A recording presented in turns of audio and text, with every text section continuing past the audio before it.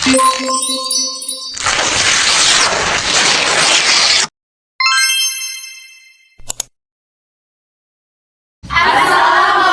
warahmatullahi wabarakatuh. Baiklah, kami di sini dari pelajar Putri 11 IPA 1 SMA Negeri 2 Sawangun ingin melakukan dakwah. Mari kita mulai dakwahnya.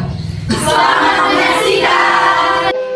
Assalamualaikum warahmatullahi wabarakatuh. Waalaikumsalam warahmatullahi wabarakatuh. Bismillahirrahmanirrahim. Alhamdulillahirabbil alamin. Wassalatu wassalamu asyrofil anbiya'i wal mursalin wa ala alihi wa sahbihi ajmain. Amma ba'du.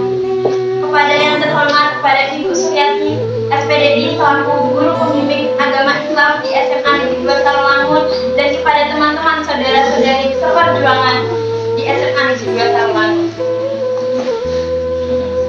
Marilah kita tidak henti-hentinya memanjatkan puji dan syukur kepada Allah Subhanahu wa Ta'ala, dan tidak lupa sholawat dan salam kita curahkan kepada Nabi Allah Muhammad Sallallahu Alaihi Wasallam dan keluarga-keluarga beserta sahabatnya. Semoga kita semua mendapatkan syafaat dan mendapatkan petunjuk hingga hari kiamat nanti. Amin amin ya rabbal alamin. Di sini saya akan membawakan dakwah yang bertema sayangilah saudara-saudarimu seperti diri sendiri. Sebelumnya saya ingin tahu, apakah saudara-saudari sekalian pernah memiliki teman akrab? Lalu apa nama panggilan yang kalian berikan kepada teman-teman sekalian? Tentu. Pastinya kalian akan memberikan nama panggilan yang akan cocok dengan mereka dan mudah untuk dipanggil. Ya. Lalu bagaimana dengan hukumnya bagi orang yang memberikan nama yang panggilan yang kurang sesuai dengan mereka dan tidak cocok untuk mereka? Dan hal tersebut tidak sesuai dengan ajaran Islam. Islam adalah agama yang indah. Islam itu rahmatan lil alamin, atau menebar kasih sayang untuk terhadap sesama dan akhlakul karimah, yaitu mengutamakan akhlak mulia. Islam melarang umatnya memanggil orang lain dengan panggilan yang tidak disukai. Pasti semua orang pernah mendengar ada yang berteriak dari jauh dengan memanggil yang jelek-jelek, dengan manggil nama binatang atau semacamnya. Islam tidak pernah mengajarkan orang lain untuk bicara hal kotor, apalagi sampai menghina orang lain. Allah Subhanahu wa Ta'ala berfirman dalam Quran surah Al-Hujurat ayat 11 yang berisi, hai orang-orang yang beriman, janganlah satu kaum mengolok-olok kaum yang lain, karena boleh jadi mereka yang diolok-olok itu lebih baik dari mereka. Dan jangan pula wanita-wanita mengolok-olok wanita-wanita yang lain, karena boleh jadi wanita-wanita yang diperolok-olok itu lebih baik dari wanita yang diolok-olok. Janganlah kamu mencela satu sama lain, dan janganlah kamu mencela saudara-saudarimu. Dan barang siapa tidak bertaubat, maka mereka itulah orang-orang yang zalim. Na'udzubillah min dzalik. Rasulullah juga bersabda dalam riwayat At-Tirmidzi nomor 2002 yang isinya masyaikun asqalu fi al-mu'mini yawmal qiyamah min khulqin hasani wa inna allaha la yuhibbul fahisha, yang artinya sesungguhnya tidak ada sesuatu apapun yang paling berat timbangan pada hari kiamat nanti kecuali akhlak yang mulia. Dan sungguh-sungguh Allah yang benci dengan orang-orang yang lisannya kotor dan kasar. Akhlak yang mulia dapat memberatkan amal baik kita di akhirat nanti, dan lisan yang buruk dapat memberatkan timbangan untuk amal yang buruk. Maka perbanyaklah istighfar untuk dirimu sendiri maupun saudara-saudarimu, karena beristighfar insya Allah dapat mengenyangkan dosa-dosa yang telah kita perbuat. Seorang muslim yang baik tidak akan berkata keji dan kotor, mencela dan sebagainya yang buruk. Muslim sejati akan berbicara sopan dan santun, dan tidak hanya kepada orang tua saudara-saudara. Maka jauhilah perkataan yang buruk dan menjadi mengalap-alap teman-teman. Semoga kita diberi kekuatan untuk menjadi muslim yang baik, taat perintah Allah dan Rasulnya, termasuk menjadi muslim yang menyayangi saudara-saudara. Demikianlah dakwah singkat yang dapat saya sampaikan. Mohon maaf apabila ada kesalahan yang disengaja maupun tidak disengaja. Subhanakallahumma wa bihamdika asyhadu an la ilaha illa anta inni kuntu minadh dhalimin. Wabillahi taufiq wal hidayah. Wassalamualaikum warahmatullahi wabarakatuh. Assalamualaikum warahmatullahi wabarakatuh. Waalaikumsalam warahmatullahi wabarakatuh. Alhamdulillahirabbil alamin. Wassalatu wassalamu ala asrofil anbiya'i wal mursalin wa ala alihi wa sahbihi ajmain. Amma ba'du. Yang saya hormati Ibu Suryati SPDI selaku guru pembimbing agama Islam kelas 11 MIPA 1 dan teman-teman yang saya sayangi dan saya cintai. Pertama-tama marilah kita panjatkan puji syukur kehadirat Allah Subhanahu wa taala karena atas rahmat dan hidayahnya kita semua dapat berkumpul di musala ini untuk menjalankan praktek dakwah. Salawat serta salam tak henti-hentinya kita curahkan kepada junjungan kita Nabi besar Nabi Muhammad SAW karena telah membawa kita dari alam jahiliyah menuju alam yang penuh ilmu pengetahuan seperti yang kita rasakan pada saat ini. Pada kesempatan kali ini, izinkan saya menyampaikan dakwah singkat yang berjudul Berbakti kepada Orang Tua. Dakwah ini saya sampaikan terkhusus untuk diri saya sendiri dan semoga dapat bermanfaat untuk teman-teman yang mendengarkan. Berbicara tentang orang tua, kita sebagai seorang anak tidak bisa memilih siapa orang tua kita. Dan juga tidak bisa memilih dari orang tua seperti apa kita dilahirkan. Karena itu, terimalah apa adanya dan hormati orang tua yang telah melahirkan dan membesarkan kita. Maafkanlah sekiranya ada hal yang membuat kita kecewa. Allah Subhanahu wa taala berfirman dalam Quran surah Luqman ayat 14 yang berbunyi, A'udzubillahi minasyaitonir rajim. Bismillahirrahmanirrahim. Wa wasainal insana biwalidayhi hamalathu ummuhu wahnan 'ala wahnin wa fisalihi fi 'amayn an yashkur li wa liwalidayhi ilayyal masir. Yang artinya, dan kami perintahkan kepada manusia agar berbuat baik kepada kedua orang tuanya. Ibunya telah mengandungnya dalam keadaan lemah yang bertambah-tambah dan menyapinya dalam usia 2 tahun. Bersyukurlah kepadaku dan kepada kedua orang tuamu, hanya kepada aku kembalimu. Teman-teman sekalian, pasti kita semua pernah memiliki masalah sama orang tua kan? Saat bermasalah dengan orang tua, kita harus ingat teman-teman, baik buruknya ayah, ia tetaplah pahlawan kita. Baik buruknya ibu, ia tetaplah pintu surga kita. Jangan pernah menuntut orang tua sempurna, sedangkan diri kita sendiri masih jauh dari kata anak berbakti. Kali ini bukan tentang cinta, tapi ini tentang orang tua. Jika aku tidak bisa memberikannya dunia, mudahkanlah langkahku untuk memberikannya surga. Mari sama-sama kita membaca doa untuk kedua orang tua. Bismillahirrahmanirrahim. Allahumma ighfirli wa liwalidayya warhamhuma kama rabbayani shaghira. Yang artinya, ya Allah, ampunilah dosaku dan dosa kedua orang tuaku, dan sayangilah mereka sebagaimana mereka menyayangiku di waktu aku kecil. Memang yang paling menyedihkan adalah berlomba dengan umur orang tua. Bukan hanya tentang mau jadi apa, tapi tentang kalau aku udah bisa ini itu, mereka masih ada nggak ya? Tidaklah engkau melihat seseorang memperoleh kesuksesan kecuali ada bagian birrul walidain yang ia kerjakan. Nabi SAW bersabda, ridho Tuhan itu di dalam ridhonya orang tua, dan ketidakridhoan Allah itu di dalam ketidakridhoannya orang tua. Hadis riwayat Al-Hakim dan Al-Tirmizi.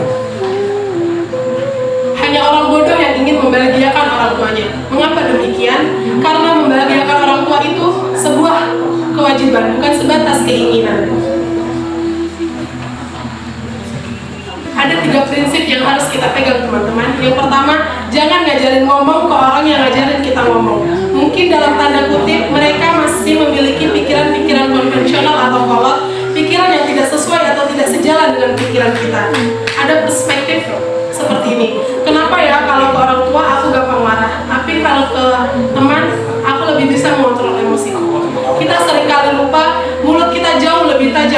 risau.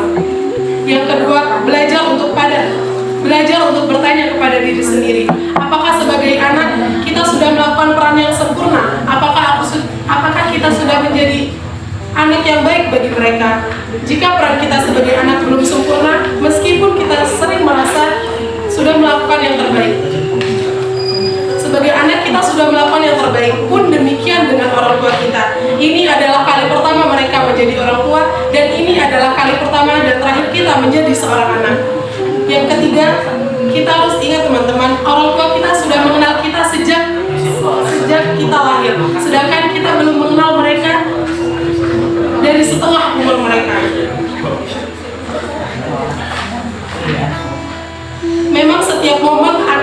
Memang tidak setiap momen akan kita lalui bersama orang tua. Ada sakit yang kita simpan sendiri, ada luka yang kita simpan sendiri, ada banyak hal yang tidak orang tua kita ketahui. Tetapi mereka jauh lebih banyak luka yang mereka simpan sendiri tanpa mereka beritahu kepada kita. Kita capek, mereka jauh lebih capek. Teruntuk kita semua yang sering atau mungkin pernah melawan kepada kedua orang tua, ucapkanlah kata maaf, karena kita tidak akan pernah tahu siapa yang terlebih dahulu mencapai garis finish. Sebelum saya tutup dakwah singkat ini, ada satu quotes yang sangat menyentuh hati saya ketika saya memiliki masalah sama orang tua.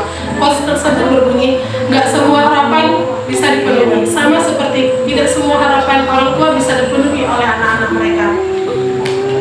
Setidaknya kita hanya bisa berusaha menjadi sebaik-baiknya, jadi anak atau jadi orang tua. Sebab kita adalah manusia, tidak bisa mewujudkan semuanya." Sekian dakwah singkat yang dapat saya sampaikan. Mohon maaf jika ada kekurangan dan kehilapan, jika ada kesalahan itu datangnya dari saya, dan jika ada kelebihan itu datangnya dari Allah Subhanahu wa taala. Akhirul kalam wabillahi taufiq wal hidayah. Wassalamualaikum warahmatullahi wabarakatuh. Assalamualaikum warahmatullahi wabarakatuh. Waalaikumsalam warahmatullahi wabarakatuh.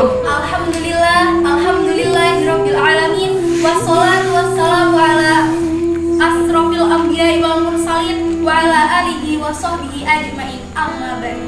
Yang terhormat Ibu Suryati SPDI selaku guru pembimbing mata pelajaran agama Islam kelas 11 MIPA 1. Kemudian teman-teman seperjuangan yang saya cintai dan saya banggakan. Nah, sebelum kita masuk ke dalam dakwahnya nih, saya mau nanya boleh? Boleh. Nah, syarat masuk surga itu apa sih? Nah, benar. Nah, sebelum kita masuk surga itu kan kita harus beribadah. Nah, supaya beribadah kita diterima oleh Allah Subhanahu wa taala, syaratnya harus apa? Ikhlas. Nah, benar banget. Nah, itu alasan mengapa saya mengambil topik ikhlas sebagai kunci surga, karena inti dari ibadah adalah harus ikhlas. Seperti firman Allah pada Quran surah Az-Zumar ayat 65. A'udzubillahi minasyaitonirrajim. Bismillahirrahmanirrahim. Wa laqad uhiya ilaika wa ilal ladzina min qablik la in asyrakta la yahbatanna 'amaluka wa la takuna minal khasirin.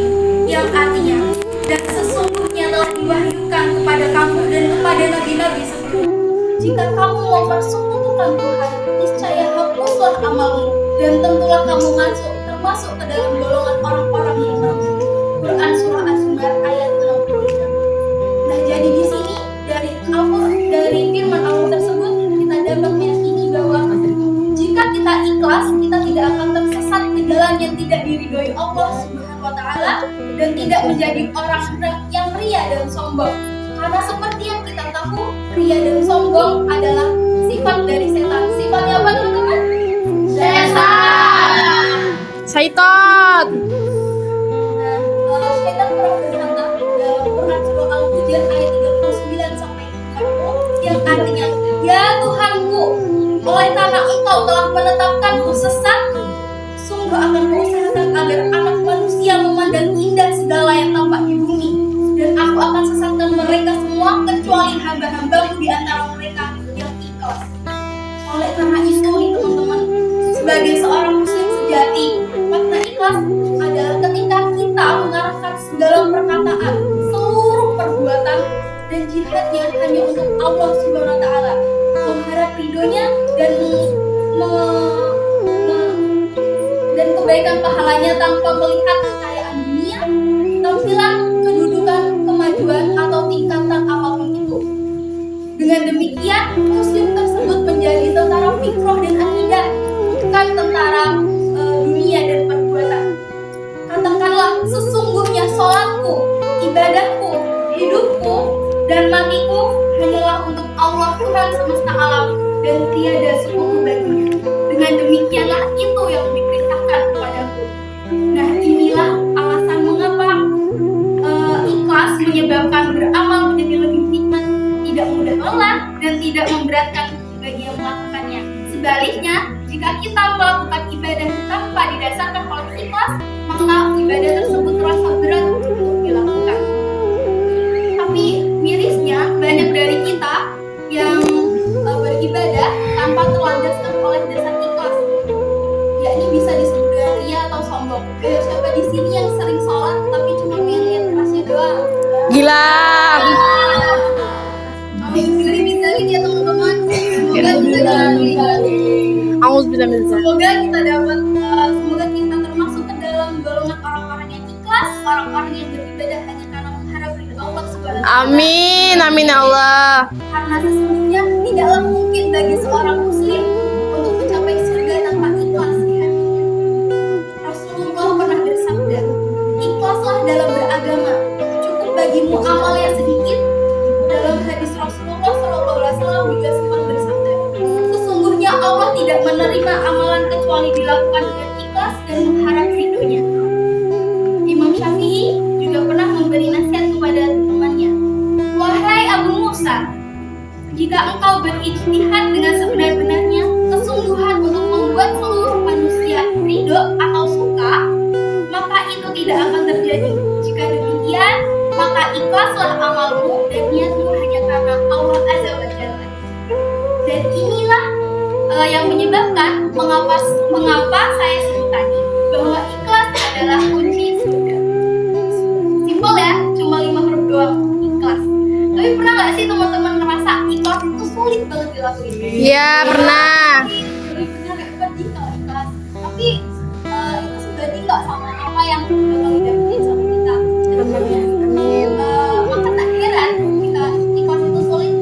Sempat Ibnu Qayyim memberikan perumpamaan seperti ini. Amalan tanpa keikhlasan seperti musafir yang mengisi kantongnya dengan batu kerikil dan pasir, memberatkannya tapi tidak dengan manfaatnya.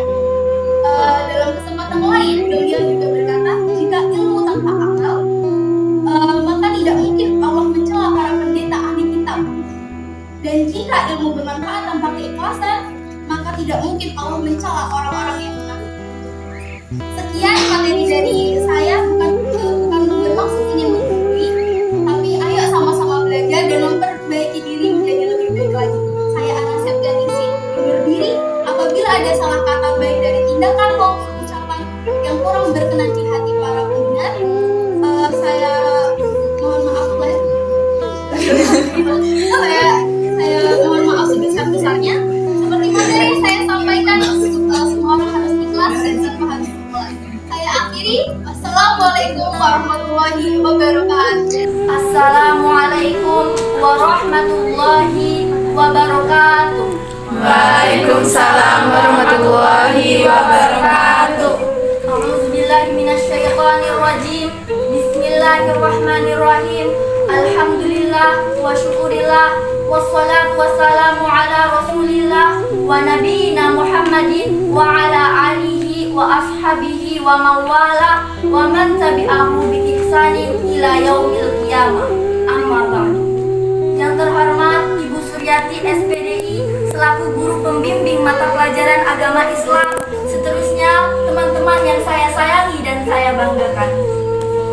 Pada kesempatan kali ini, saya akan menyampaikan materi yang berjudul Kegagalan Bukanlah Akhir dari Segalanya.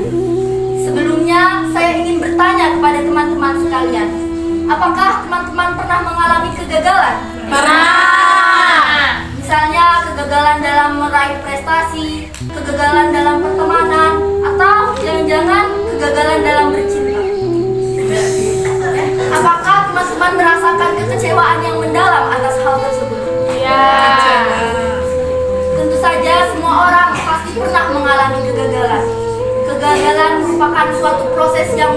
dalam kehidupan untuk mengetahui apakah kita telah mencapai yang terbaik atau belum. Terbaik menurut kita belum tentu terbaik menurut Allah Subhanahu wa taala. Karena Allah Maha mengetahui segala sesuatu yang tidak kita ketahui. Hal tersebut tertuang dalam surah Al-Baqarah ayat 29 yang berbunyi, A'udzubillahi minasyaitonirrajim. Bismillahirrahmanirrahim. Huwallazi khalaqalakum ma fil ardi jami'an tsumma istawa ilas samaa'i fasawwahunna sab'a samawati wa huwa bikulli syai'in 'alim. Yang artinya, dialah Allah yang menciptakan segala apa yang ada di bumi. Kemudian dia menuju ke langit, lalu dia menyempurnakannya menjadi 7 langit. Dan dia maha mengetahui segala sesuatu. Kegagalan yang kita alami bisa jadi merupakan petunjuk yang diberikan Allah kepada kita agar kita tidak salah dalam memilih jalan. Mungkin di awal kita merasa tidak nyaman dengan kegagalan tersebut, tetapi di akhir bisa saja kita malah bersyukur dengan kegagalan yang kita alami. Saat kita merasa gemuruh gagal menyelimuti hati kita, maka satu hal yang perlu kita tegakkan dalam hati kita adalah sikap tawakal. Tawakal dapat dipahami sebagai sikap seorang muslim yang berserah kepada Allah atas segala ikhtiar atau perkara yang sedang dihadapinya. Kita perlu duduk sejenak dan kembali mengingat pesan Allah Subhanahu wa taala dalam Quran surah At-Taubah ayat 51 yang berbunyi, A'udzubillahi minasyaitonirrajim. Qul la yusibana illa ma kataballahu lana huwa maulana wa 'ala Allahi falyatawakkalul mu'minun. Yang artinya, katakanlah Muhammad, tidak akan menimpa kami melainkan apa yang telah Allah tetapkan kepada kami. Dialah pelindung kami dan hanya kepada Allah bertawakallah orang-orang yang beriman. Sesungguhnya apapun yang terjadi dalam hidup kita sudah ditetapkan oleh Allah Subhanahu wa taala. Mungkin kita tidak menyukai kegagalan yang kita rasakan, tetapi Allah lebih tahu mana yang kita butuhkan. Oleh karena itu, kita perlu menerima pengalaman gagal dengan lapang dada. Kita perlu mengubah sudut pandang kita yang menganggap kegagalan sebagai suatu pengalaman yang amat buruk menjadi sesuatu yang lebih bermakna. Barangkali pengalaman gagal ini adalah cara Allah menegur kita agar lebih dekat kepadanya, agar kita memetik pelajaran dan bertumbuh darinya.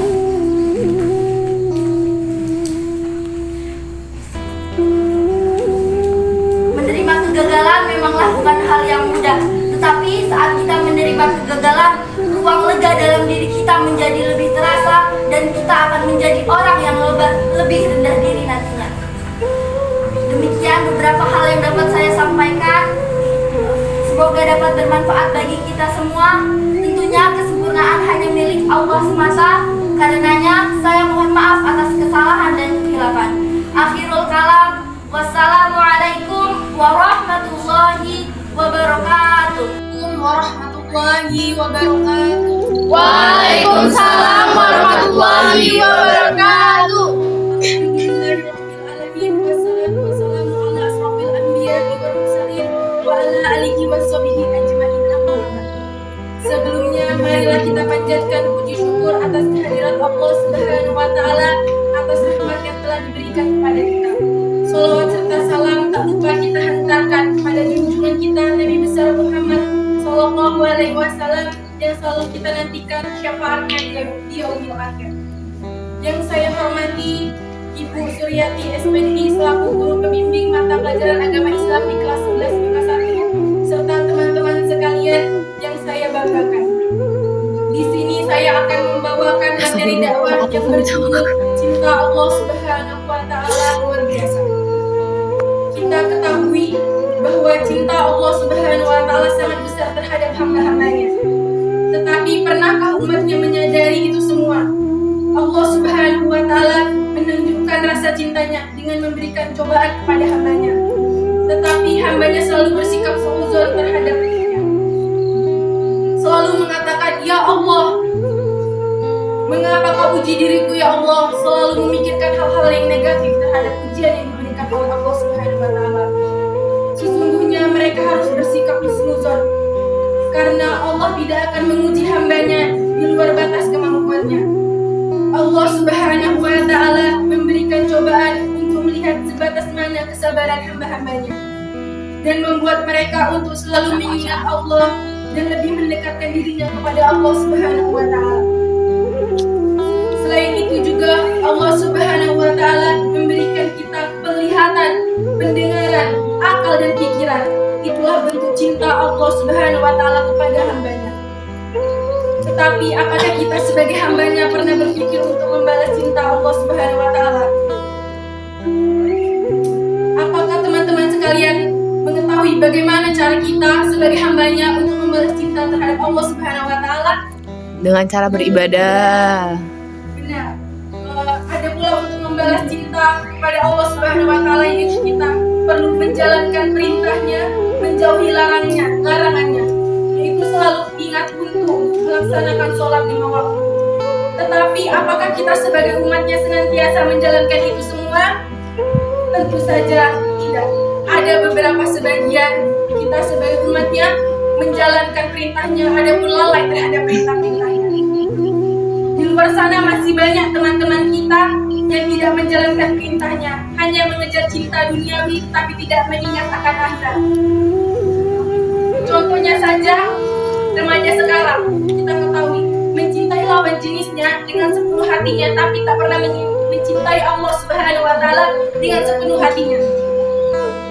Jika sedang teleponan dengan pacarnya nih, bahasanya, sayang, aku sangat cinta kepadamu, aku cinta mati kepadamu. Nauzubillahi min dzalik. Ketika sudah putus, wah, galaunya berhari-hari, lupa makan, lupa minum, sholat pun ia tinggalkan. Yang harus kita ketahui yaitu kecintaan hanya ada pada Allah Subhanahu wa Ta'ala. Allah tidak pernah menciptakan dua hati dalam diri manusia, tetapi Allah menciptakan satu hati dalam diri manusia untuk senantiasa cinta kepada Ilahi Rabbi. Karena kita ketahui yang maha memberikan cinta Allah, yang maha menanamkan cinta Allah, yang maha layak dicintai hanyalah Allah Subhanahu wa Ta'ala. Dan kalaupun kita harus mencintai seseorang, dikarenakan cinta kita kepada Allah Subhanahu wa Ta'ala, sehingga kita senantiasa mencintai. Tetapi janganlah kamu menanamkan cinta lebih besar kepada makhluknya daripada cintamu kepada Allah Subhanahu wa Ta'ala. Dari sekian banyak cinta, hanya cinta Allah yang tidak pernah mengecewakan. Sebaik-baiknya berharaplah pada penciptanya, bukan pada ciptaannya. Seperti yang terdapat dalam hadis qudsi yang memiliki arti, wahai anak Adam, dalam aku sesungguhnya mencintaimu, maka memihakku di atasmu, jadilah engkau orang yang cinta kepadaku. Kemudian dalam Quran surah Maryam ayat 96 yang berbunyi, A'udzubillahi minasyaitonirrajim, Bismillahirrahmanirrahim. Innal ladzina amanu wa amilus solihati sayaj'alu lahumur rahman. Yang artinya orang beriman dan beramal soleh, Allah jadikan orang-orang di sekitar mereka mencintainya. Orang-orang beriman dan beramal soleh bisa disayangi banyak kalangan. Itu tanda cinta Allah kepada mereka. Hanya sekian dakwah yang dapat saya sampaikan.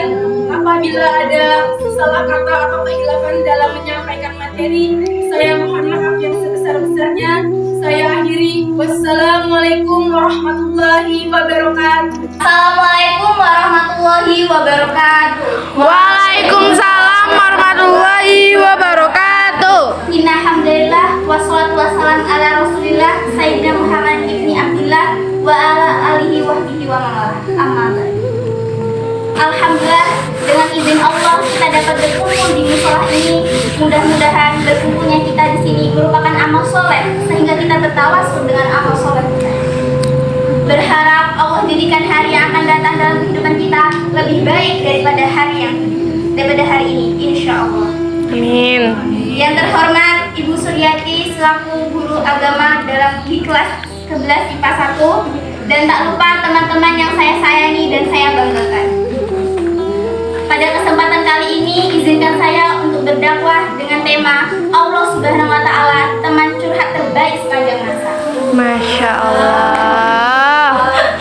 Saudara-saudariku sekalian yang dirahmati Allah Subhanahu wa Ta'ala, semua orang pasti pernah merasakan sesuatu yang tidak diinginkan. Semua orang juga pasti mempunyai masalah dan problem dalam kehidupannya. Di saat tertentu orang hidup bahagia dan senang, dan di saat tertentu pula orang bisa merasakan sedih dan pilu. Semua itu adalah sunatullah. Dalam menyikapi kehidupannya, setiap orang memiliki keberagaman tindakan untuk memecahkannya. Ada yang mencurahkan segala keluh kesah dan unek-uneknya kepada teman, keluarga, ataupun pada benda-benda mati. Dan apalagi sering juga kita jumpai beberapa orang yang mengadukan segala keluh kesah problemnya melalui sejejaring media sosial seperti WhatsApp, Facebook, Instagram, dan lain sebagainya, yang membuat semua orang pasti mengetahui segala masalah kehidupannya. Saya ingin bertanya, apakah di sini ada yang seperti itu? Ada. Saya harap semoga tidak ada sih. Masalah-masalah seperti dengan teman, guru, orang tua, ataupun bahkan masalah rumah tangganya pun mereka sebarkan di sana. Mereka tidak peduli akan itu aib ataupun tidak.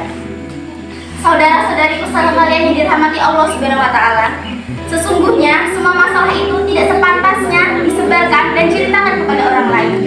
Cukup semua perkara yang dihadapi seorang muslim hanya dicurahkan kepada Allah Subhanahu wa Ta'ala. Seorang muslim hanya akan menampakkan kelemahannya di hadapan Allah Subhanahu wa Ta'ala. Tidak ada makhluk yang sama-sama lemah.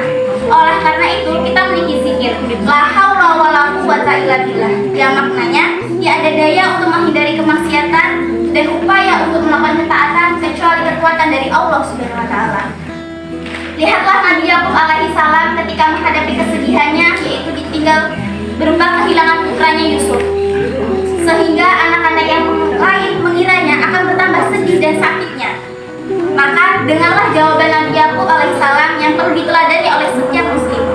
A'udzubillahi minasyaitonirrajim. Bismillahirrahmanirrahim. Qala innama ashku bathi wa husni illa Allah. Dia Yakub menjawab, sesungguhnya hanya kepada Allah lah aku mengadu kesusahanku dan kesedihanku. Quran surah Yusuf ayat 86. Saudara-saudariku sekalian yang dirahmati Allah Subhanahu wa Ta'ala, benar saja jika seseorang menampakkan dan mengadukan kesedihannya serta kesulitannya kepada manusia, maka itu tidak akan mengurangi sedikit pun rasa sedihnya. Tetapi apabila seseorang mengadukan rasa sedih, keluh kesahnya kita kepada Allah, maka itu akan bermanfaat baginya. Rasulullah SAW sendiri mengajarkan kepada keponakan yang masih kecil untuk selalu meminta dan memohon pertolongan kepada Allah Subhanahu wa Ta'ala. Jika kamu butuh bantuan, mintalah kepada Allah Subhanahu wa Ta'ala. Dan jika kamu butuh pertolongan, mintalah pertolongan kepada Allah Subhanahu wa Ta'ala. Hadis riwayat At-Tirmidzi. Inilah potret pendidikan Rasulullah, yaitu menanamkan akidah yang benar kepada umatnya dari kecil, agar terpandiri kuat bisa memberi umatnya. Dan pendidikan macam inilah yang seharusnya ditiru oleh setiap orang tua dimanapun. Demikian juga apabila ada orang yang dirundung bingung antara dua pilihan. Jika ia harus memilih, seluruh ajaran Islam adalah menyerah diri kepada Allah. Segala masalah harus diserahkan kepada Allah, tidak kepada yang lain. Saudara-saudariku sekalian dirahmati Allah Subhanahu wa Ta'ala, baiklah cukup sekian yang dapat saya sampaikan. Semoga dapat bermanfaat dan membuka hati saudara-saudariku sekalian. Apabila ada kesalahan, saya mohon maaf yang sebesar-besarnya. Saya akhiri, wabillahi taufiq wal hidayah. Wassalamualaikum warahmatullahi wabarakatuh. Diterima, hendaklah dilakukan dengan empat mata. Jangan bersembunyi-sembunyi seperti zaman sekarang menelpon, chat, ataupun obrolan pribadi. Gunakan juga kata-kata yang lembut karena ini lebih mengena hati. Rasulullah SAW juga bersabda, Inna rasulullah la yakunu fi syai'in illa zanahu wa la yunza'u min syai'in illa syana. Sesungguhnya kelembutan tidaklah berada pada sesuatu, melainkan akan membuatnya lebih bagus, dan tidak akan tercabut sesuatu darinya kecuali akan membuatnya jelek.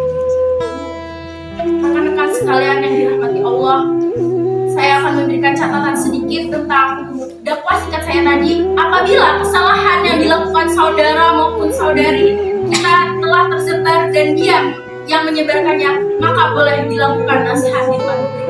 Namun untuk menjelaskan bahwa itu adalah salah, tapi kita hanya menjelaskan kesalahan saja, membantah dengan penuh adab dan santun, tidak melebar sampai menghina dan mengolok-olokkan dengan cacian maupun hinaan. Sekian dakwah singkat saya mengenai menasihati itu bukan dengan menyindir. Sekian dari saya. Apabila kekurangan dan kehilafan saya yang telah saya lakukan tadi, mohon dimaafkan.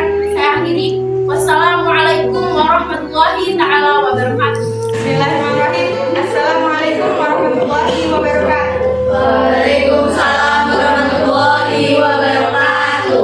Alhamdulillahirabbil alamin. Wassalatu wassalamu ala asyrofil anbiya'i wal mursalin wa ala alihi wa sahbihi ajmain. Amma ba'du. Yang terhormat Ibu Suryati SPDI selaku guru pembimbing agama Islam kelas 11 IPA 1, dan yang saya sayangi saudara-saudari sekalian yang dirahmati Allah Subhanahu wa taala.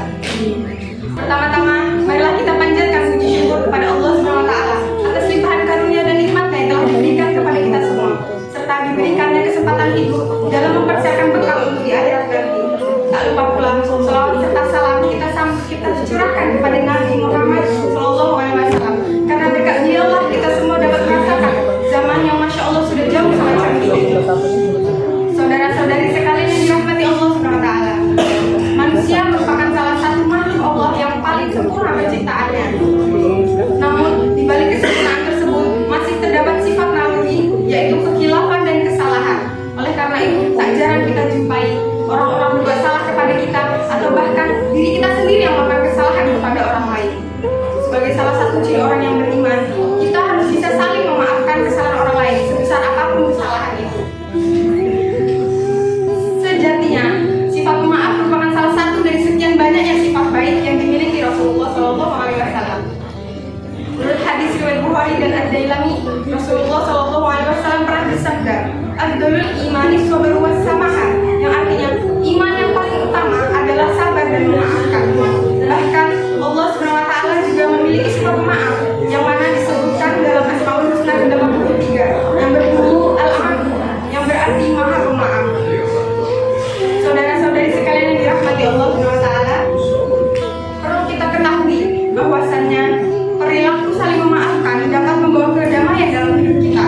Allah SWT juga akan mengampuni dosa-dosa hambanya yang mau memaafkan kesalahan orang lain, sebesar apapun kesalahan itu. Selain diampuni dosa-dosanya, Allah SWT juga akan memuliakannya. Hal ini disampaikan pada hadis riwayat Muslim nomor 2588. Dan tidaklah Allah menambahkan kepada seorang hamba sifat pemaaf, melainkan akan semakin memuliakan dirinya. Saudara-saudari sekalian yang dirahmati Allah, semoga kita semua menjadi orang yang paling menginginkan pengampunan dan kemuliaan dari Allah SWT. Maka dari itu, marilah mulai dari sekarang ini kita melapangkan hati untuk memaafkan kesalahan orang lain, sebesar apapun kesalahan itu, baik itu sengaja atau tidak. Dan apabila saudara-saudari sekalian memiliki kesalahan kepada orang lain, maka bertugaslah untuk meminta maaf tanpa ragu.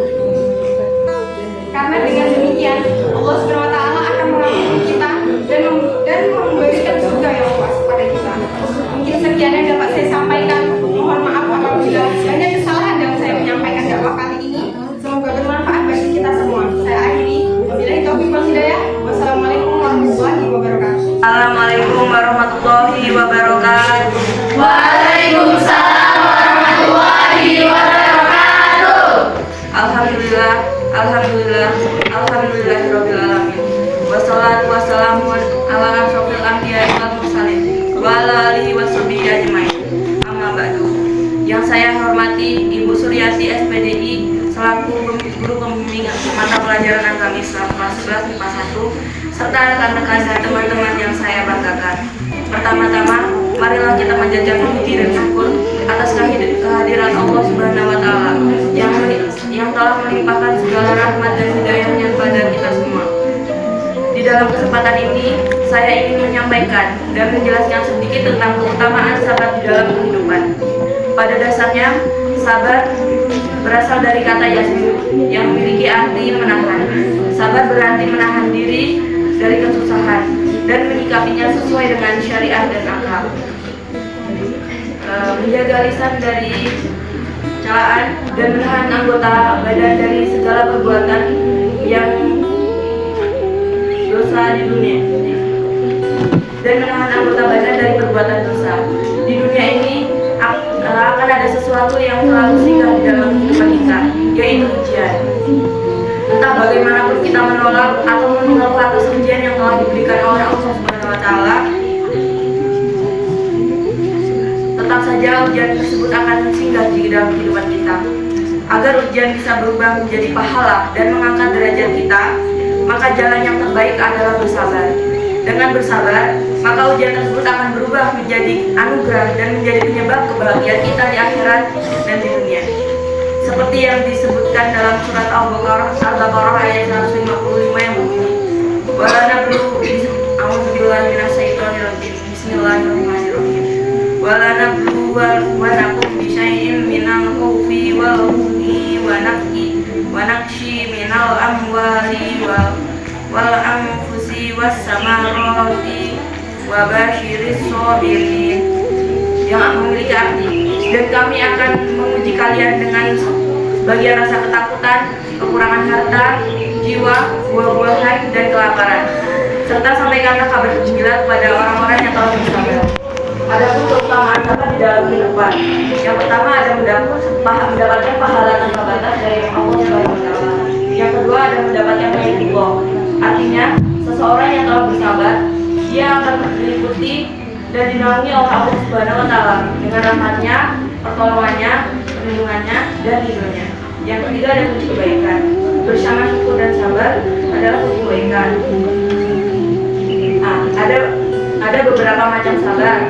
Yang pertama ada sabar pada kewajiban Allah Subhanahu wa Ta'ala, yang artinya sabar dalam menjalankan semua kewajiban yang telah ditentukan oleh Allah Subhanahu wa Ta'ala. Yang kedua, ada sabar dari larangan Allah, yaitu selalu sabar untuk berusaha menghindari setiap hal yang dilarang oleh Allah Subhanahu wa Ta'ala. Yang ketiga, ada sabar terhadap musibah, yaitu sabar dalam setiap cobaan dan ujian hidup, terus semangat dan jangan mudah menyerah. Barang siapa yang sabar, maka dia berhak mendapatkan kesabarannya pahala, karena kesabarannya Allah Subhanahu wa Ta'ala selalu memberikan cobaan sesuai dengan kemampuan makhluknya. Maka dari itu, janganlah marah ataupun kecewa ketika mengalami peristiwa yang sulit. Bersabarlah dan ikhlas, maka Allah akan mempermudah jalanmu untuk melalui semua cobaannya.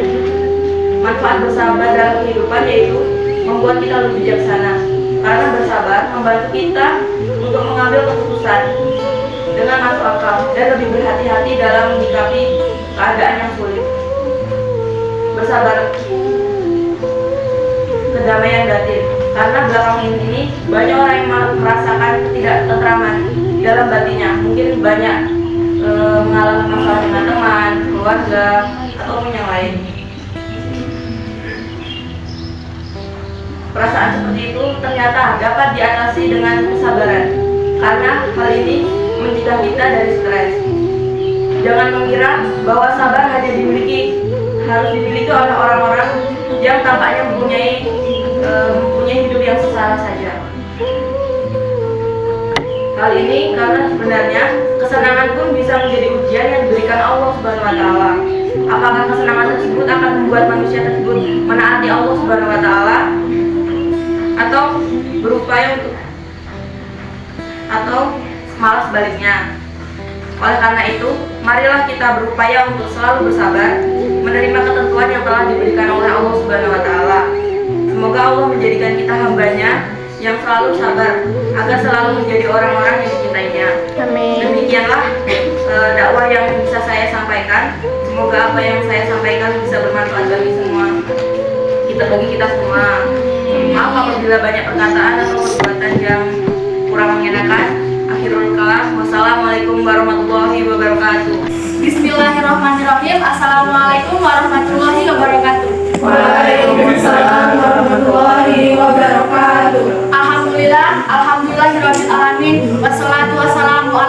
anbiya'i wal mursalin wa ala alihi ajma'in amma ba'du. Yang terhormat yaitu Ibu Suryati SPDI selaku guru pembimbing mata pelajaran agama dan teman-teman yang saya sayangi.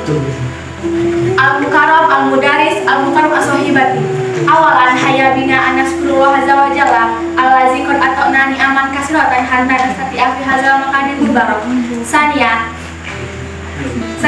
salatan wa salaman daini mutalazimaini al habibina Muhammad sallallahu alaihi wasallam. Taib, apapun judul dakwah yang akan saya sampaikan pada hari ini yaitu waspadalah terhadap cobaan dunia. Kehidupan kini yang sedang kita alami dalam dunia berserta isinya, sehingga dengan beraneka ragam, bergemerlapatnya segala yang ada, maka sangatlah mempesona. Dan kalau kita memperhatikan dengan seksama, maka pada masa kini di dunia ilmu pengetahuan dan teknologi sangat canggih. Dengan kehebatan, kecanggihan serta kegemerlapannya, maka sampai enggan meninggalkan dunia. Mereka ingin terus menerus bersama di dunia ini. Sehingga fasilitas, sarana dan prasarana tambah diperbaiki, yang sudah dibaiki tambah direnovasi lagi dan seterusnya. Demikian juga segala bidang menunjukkan kemajuan yang begitu pesat. Manis memang rasanya kehidupan di dunia ini. Dengan kehebatan, kecanggihan serta kegemerlapannya, maka sampai enggan meninggalkan dunia. Mereka ingin terus bersamanya di dunia ini, sehingga fasilitas, sarana dan prasarana tambah diperbaiki, yang sudah direnovasi lagi dan seterusnya. Demikian juga segala bidang menunjukkan kemajuan yang sangat begitu besar. Manis memang rasanya kehidupan dunia ini, dan sejuk pula dipandang, betul tidak? Tapi kalian harus ingat, kemanisan dan kesejukan dunia akan berakhir. Hadirin yang dirahmati Allah Subhanahu wa Ta'ala. Kalau kita hanya mengayuh kehidupan dunia belakang, maka kerugian yang melimpah. Karena segala kemewahan yang ada di dunia ini merupakan cobaan. Maka tidak benar bila ada orang yang mencintai dunia belakang, tetapi akhirat dilupakan. Padahal akhirat lebih baik daripada dan abadi.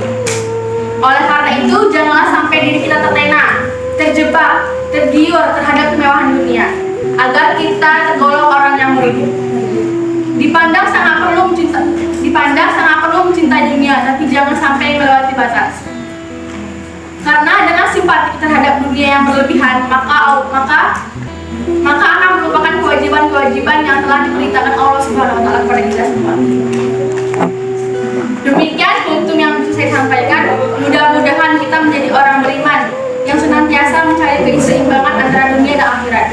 Dan jika ada kata atau perkataan yang tidak berkenan di hati ibu dan teman-teman, saya mohon maaf yang sebesar-besarnya. Saya akhiri, wassalamualaikum warahmatullahi wabarakatuh. Hukum masak sayur katu. Cakep. Assalamualaikum warahmatullahi wabarakatuh. Waalaikumsalam warahmatullahi wabarakatuh. Alhamdulillahirabbil alamin wa bihi nasta'inu ala umuri dunya waddin wa ala alihi washabihi ajmain. Yang saya hormati Ibu Suryati SPDI selaku guru pembimbing mata pelajaran agama Islam. Dan yang saya hormati serta saya sayangi teman-teman semua yang seangkatan dan seperjuangan. Tak lupa pula sholawat beriring salam, marilah kita curahkan kepada baginda Nabi Muhammad SAW. Alhamdulillahnya pada kesempatan kali ini kita diberikan kesehatan, nikmat, rahmat, dan taufik serta hidayah dari Allah Subhanahu wa Ta'ala, di mana kita dapat berkumpul pada kesempatan kali ini. Baiklah teman-teman semua, pada kesempatan kali ini saya akan membawakan tema dakwah yang berjudul Hiduplah untuk menebarkan cinta dan kasih sayang. Seperti ajaran Nabi Muhammad SAW yang mengajarkan umat-umatnya untuk hidup dalam kebahagiaan, yaitu untuk menebarkan cinta serta kasih sayang. Tapi teman-teman, ironisnya, mirisnya, pada akhir-akhir ini banyak kejadian-kejadian yang memprihatinkan. Mengapa?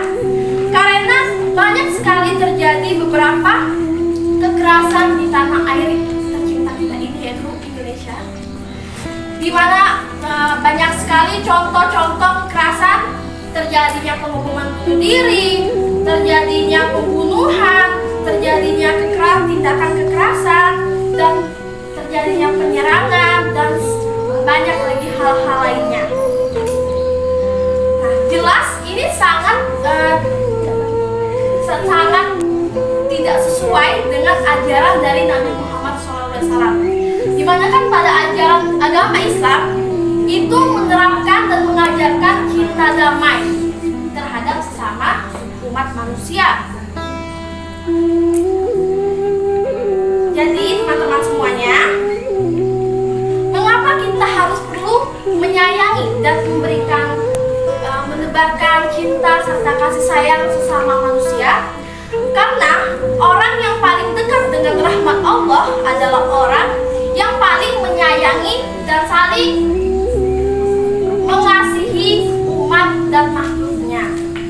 Makhluknya tuh seperti tidak hanya manusia, binatang juga bisa kita sayangi, tumbuh-tumbuhan, bumi, semesta, semuanya kita sayangi ya.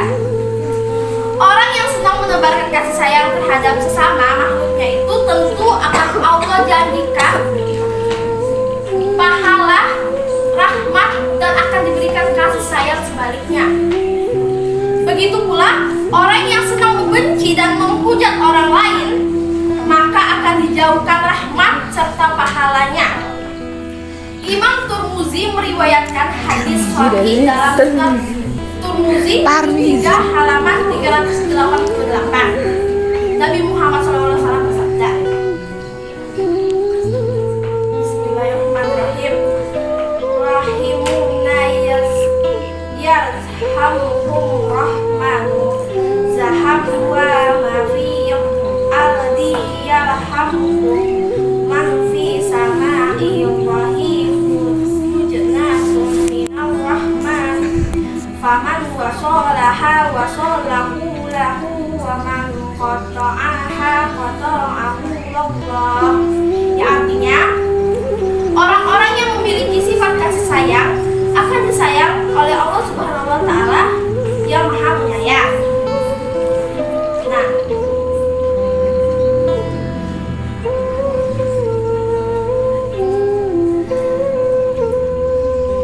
Nah, begitulah teman-teman ya. Sekian dari saya. Mohon maaf atas kekurangan, kehilapan dan segalanya.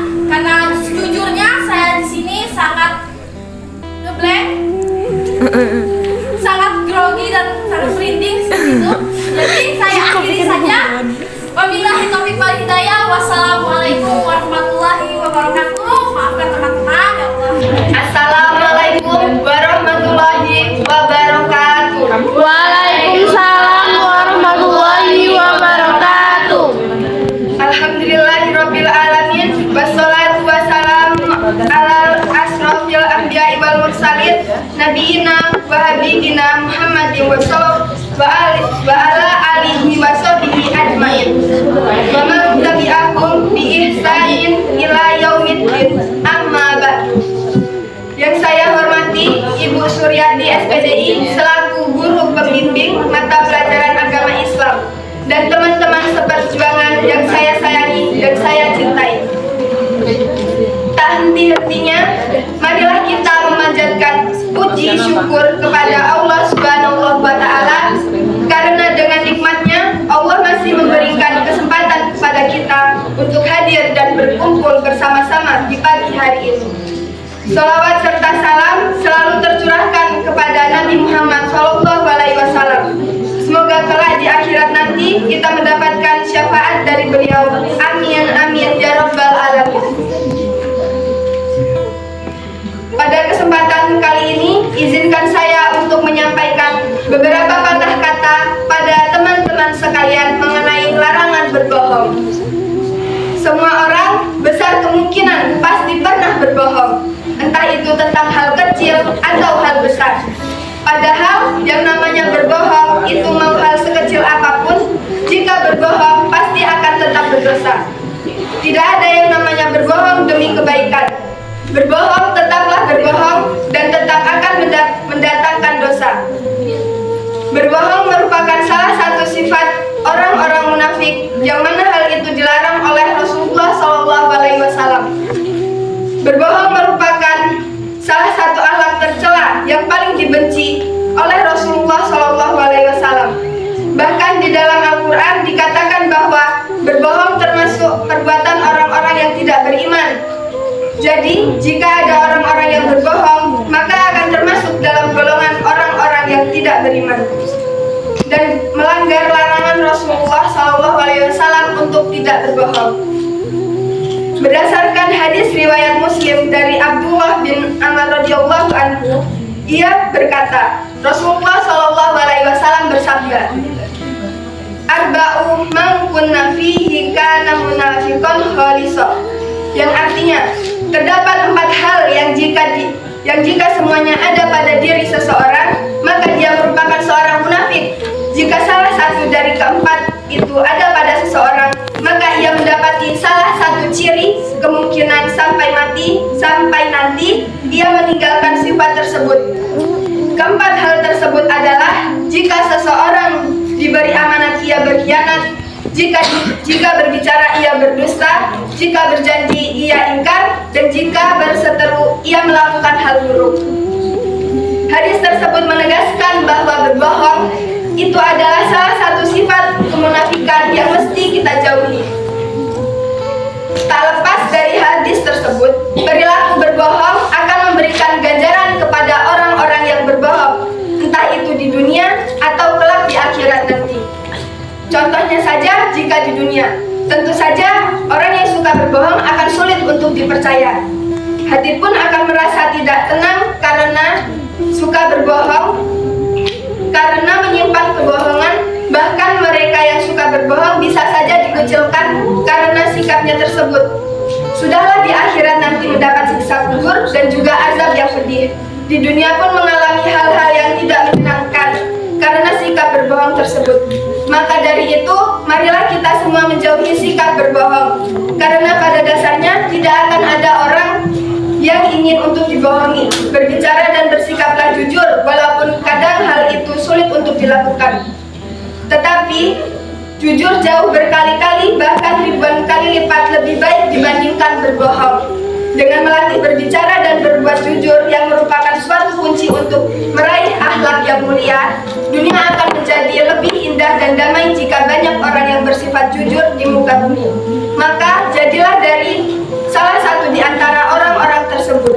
Jujur dan berterus teranglah mengenai sesuatu dan jangan melakukan kebohongan barang sekecil apapun. Baiklah, itu saja yang dapat saya sampaikan pada kesempatan kali ini. Mudah-mudahan apa yang saya sampaikan dapat bermanfaat bagi kita semua. Jika ada kata atau perkataan yang tidak berkenan di hati para teman-teman sekalian, saya mohon maaf yang sebesar-besarnya. Saya akhiri, wabillahi taufik wal hidayah. Wassalamualaikum warahmatullahi wabarakatuh. Assalamualaikum warahmatullahi wabarakatuh. Waalaikumsalam warahmatullahi wabarakatuh. Alhamdulillahirrahmanirrahim. Wassalamu ala asrofil anbiya'i wal mursalin wa ala alihi washabihi ajmain. Amma ba'd. Yang terhormat kepada Ibu Suryati SPDI selaku guru pembimbing mata pelajaran agama dan teman-teman seperjuangan yang saya sayangi. Baik, pertama-tama marilah kita panjatkan puji syukur kehadirat Allah Subhanahu wa taala yang telah melimpahkan segala rahmat dan hidayahnya kepada kita semua yang hadir pada hari ini. Dalam kesempatan ini, saya ingin menyampaikan dan menjelaskan sedikit tentang menjaga lisan untuk mencegah penyakit hati. Seperti yang kita tahu, lisan itu tampak kecil, lidah kita bahkan tidak seukuran telapak tangan. Namun, akibat yang ditimbulkan sungguh dahsyat. Jika diibaratkan, lisan itu seperti pisau, dapat sangat berguna jika digunakan dengan baik dan juga dapat sangat berbahaya jika digunakan dengan salah. Sebagai seorang muslim, sudah menjadi kewajiban kita untuk menjaga lisan, jauhi ucapan yang menyakiti, memfitnah, mengadu domba, ataupun bergibah. Gunakan lisan untuk berzikir kepada Allah Subhanahu wa taala, memuji atau memberikan support kepada orang lain dan menyampaikan hal-hal baik yang lainnya. Karena lisan seorang bisa masuk surga dan karena lisan pula seorang bisa masuk neraka. Jagalah lisan kita dengan berkata hal yang baik. Dalam sebuah hadis yang diriwayatkan Bukhari dan Muslim, Rasulullah bersabda, "Man kana yu'minu billahi wal yaumil akhir falyaqul khairan aw liyasmut." Yang artinya, barang siapa yang beriman kepada Allah dan hari akhir, maka hendaklah dia berkata baik atau diam. Di sini jelas sekali agar kita menjaga lisan kita, mengucapkan hal yang baik atau cukup diam saja andai memang tidak bisa menjaganya. Karena jika tidak dijaga dapat melukai hati orang lain dan juga dapat menyebabkan penyakit hati. Contohnya seperti timbulnya rasa benci orang terhadap kita disebabkan kata-kata kita yang menyakitkan hatinya. Kemudian, janganlah kita menggunakan lisan untuk mengumpat apalagi mencela orang lain. Terkait hal ini, Allah Subhanahu wa taala berfirman dalam Quran surah Al-Humazah ayat 1 yang berbunyi, "Wailul likulli humazatil lumazah." Yang artinya, celakalah bagi setiap pengumpat dan pencela. Hukuman untuk manusia yang tidak menjaga lisannya juga sudah dituliskan dalam riwayat Muslim, yakni sesungguhnya seorang hamba mengucapkan kalimat tanpa dipikirkan terlebih dahulu dan karenanya dia terjatuh ke dalam neraka sejauh antara timur dan barat. Hadis riwayat Muslim nomor 2988. Oleh karenanya, marilah kita menjaga lisan kita untuk bertutur kata yang baik kepada siapapun. Baik, demikian yang bisa saya sampaikan. Mohon maaf jika ada kata-kata yang menyinggung. Atas kekurangannya saya mohon maaf sekali lagi. Saya akhiri. Wassalamualaikum warahmatullahi wabarakatuh. Bismillahirrahmanirrahim. Assalamualaikum warahmatullahi wabarakatuh. Waalaikumsalam warahmatullahi wabarakatuh. Baiklah, alhamdulillahirabbil alamin. Wassalatu wassalamu ala asrofil anbiya'i wal mursalin wa ala alihi wa sahbihi ajmain, amma ba'du. Yang terhormat Ibu Suryati SPDI selaku pembimbing mata pelajaran agama Islam kelas 11 dan teman-teman seperjuangan yang saya banggakan. Pertama-tama marilah kita panjatkan puji dan syukur kita kehadirat Allah Subhanahu wa taala di mana kita telah diberi nikmat iman, Islam dan ihsan.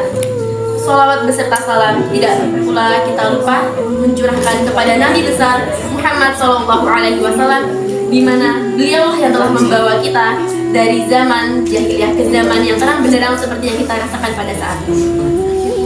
Baiklah, berdirinya saya di sini akan menyampaikan sebuah dakwah singkat yang berjudul "Kematian akan selalu menanti".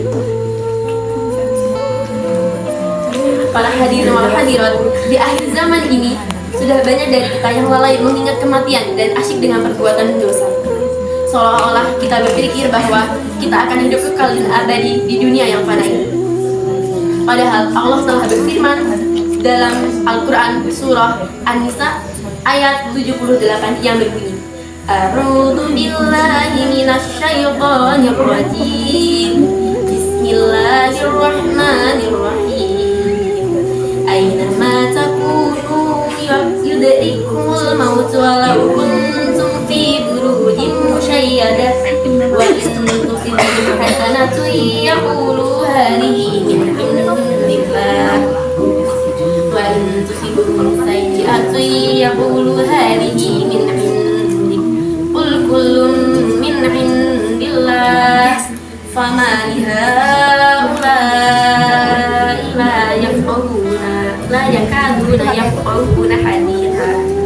Dimana artinya, dimanapun kamu berada, kematian akan selalu mendapatkan kamu, kendati pun kamu berada di dalam benteng yang kokoh dan tinggi. Jika mereka memperoleh kebaikan, mereka akan mengatakan ini dari sisi Allah. Dan jika mereka mendapatkan suatu keburukan, mereka akan mengatakan ini dari engkau Muhammad. Maka katakanlah semuanya datang dari sisi Allah. Maka mengapa orang-orang yang munafik itu hampir tak memahami pembicaraan itu sedikit pun? Baiklah, sering kita mendengar dalam ceramah para ustadz ataupun para ulama yang mengingatkan setiap muslim untuk selalu mengingat kematian. Tetapi apakah kita sudah mempersiapkan diri dengan amal kebaikan kita untuk menghadapi sebuah kematian itu? Sepatutnya kita sudah siap dengan bekal amal kita, di mana kala kematian bisa saja menjemput secara tiba-tiba tanpa aba-aba. Tetapi apakah kita sudah mempersiapkan diri sebelum kematian menjemput itu? Maka Maka dari itu manusia masih bisa berusaha dalam keadaan apa ia akan mati. Keadaan husnul khotimah kah atau su'ul khotimah? Apakah ada di sini yang ingin mati dalam keadaan su'ul khotimah? Na'udzubillahi min dzalik. Maka sudah sepatutnya kita senantiasa bersyukur bahwa hari ini kita masih diberi nikmat berupa kehidupan, di mana Allah memberikan itu agar kita selalu bertakwa dan mendekatkan diri kepada Allah Subhanahu wa taala dengan rajin beribadah, membaca Al-Qur'an, rajin sholat 5 waktu, bersolawat, berzikir, bersedekah dan ibadah yang lainnya.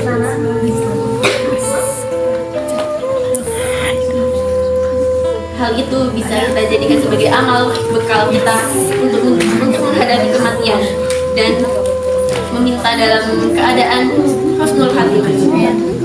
Maka berimanlah dan bertakwalah kepada Allah Subhanahu wa taala dan senantiasa mengingat kematian dan beranggaplah bahwa kematian akan menjemput kita pada hari ini. Baiklah, mungkin hanya itu yang dapat saya sampaikan. Jika ada kesalahan kata, mohon dimaafkan. Saya akhiri. Wassalamualaikum warahmatullahi wabarakatuh. Warahmatullahi wabarakatuh. Waalaikumsalam warahmatullahi wabarakatuh. Alhamdulillahirabbil alamin. Wassalatu wassalamu ala asrofil anbiya'i wal mursalin wa ala alihi washabihi ajmain. Sebelumnya marilah kita panjatkan puji syukur kehadirat Allah yang Maha Allah Subhanahu wa taala atas berkat rahmat Allah yang telah diberikannya kepada kita. Salawat serta salam tak lupa kita hanturkan kepada junjungan Nabi besar kita Muhammad Sallallahu Alaihi Wasallam yang selalu kita nantikan syafaatnya di yaumul akhir nanti. Sebelumnya yang saya hormati Ibu Suryati SPDI selaku guru agama di kelas 11 IPA 1 dan teman-teman yang saya sayangi.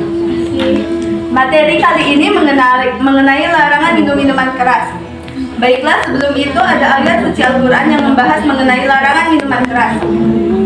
Allah Subhanahu wa taala juga berfirman dalam Al-Quran surah Al-Maidah ayat 90 yang berisi, wahai orang-orang yang beriman, sesungguhnya minuman keras, berjudi, berkurban untuk berhala, dan mengundi nasib dengan anak panah adalah perbuatan keji dan termasuk perbuatan setan.